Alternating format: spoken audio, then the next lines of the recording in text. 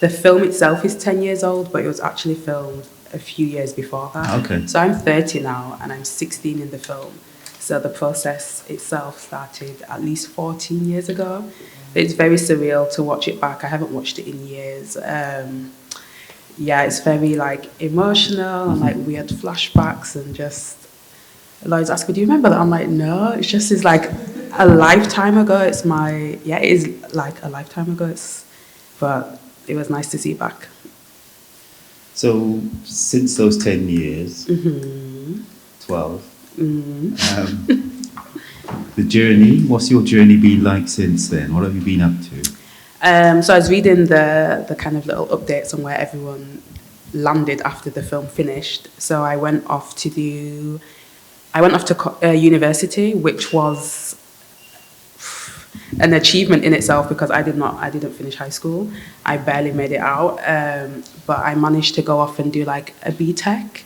So I don't know if they even do those things anymore, but it's kind of like you do the additional year in college to get like your make up for your GCSEs and then continue into college. So I did performing arts, of course, all of that jazz. I really wanted to do media, but I didn't have the UCAS point, so they still do UCAS for university. Yeah, I didn't have the UCAS point, so I did creative writing, which I was actually happy with that decision, and photography. But then I moved into fashion. I really liked and still do like fashion and. Like I remember I used to be obsessed with this show called Hell, which was like about a PR lady who worked in New York. And I just wanted to be like, live in New York and sit on, on the side of fashion shows.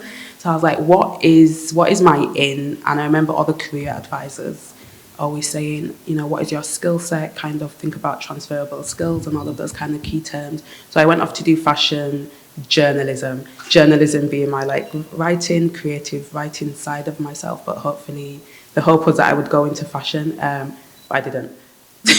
I still do poetry.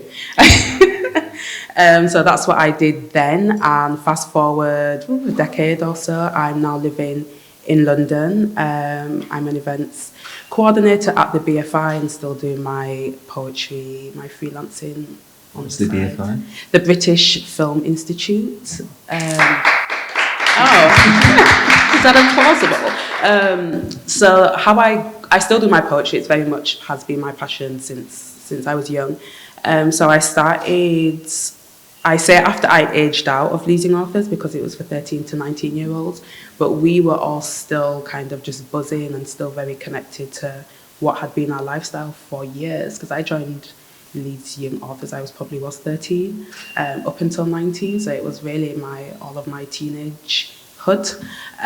So I dropped out of university, I dropped out of that fashion course, and I headed back to Leeds, and I started an open mic night called the Sunday Practice, and that was just like my passion project, something to kind of engage what I thought then was like the older crew, but we were like literally 19 and 20 and 21. And it's still going. It's in its like 8th, 9th year. It's been very popular and it kind of runs itself now. I don't even run it anymore. It kind of has grown into its own entity.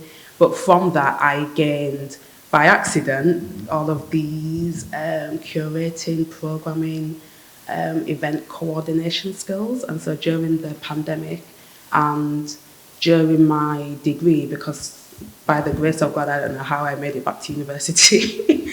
And I just completed my master's. And so I had a lot of time during my degree thinking and writing and researching about the arts, of the cultural industry in itself and how, like the lifespan of practitioners.